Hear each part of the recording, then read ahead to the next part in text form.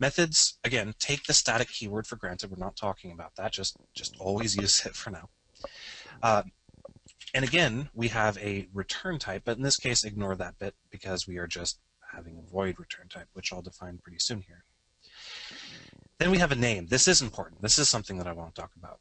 Let's call this method say hello and open up some empty parentheses, which we won't be talking about. So the only bit of this bit right here on line 15 that's important at the moment is that we've given it a name.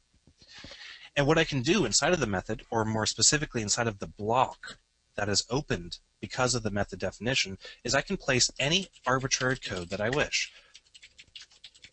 Again, not something that we've really talked about, or something we've already talked about, is that methods can contain just arbitrary code. But let's call this method hello world from method. Let's run this program.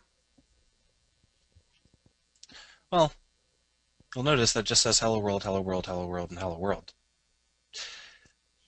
Because I created a method, I've named a block of code. I've taken a block of code and I've given a name, in this case, say hello. Just because I've done this, it doesn't mean that anything will happen. Remember, a method is just a packaged bit of named code that we can reference throughout our program.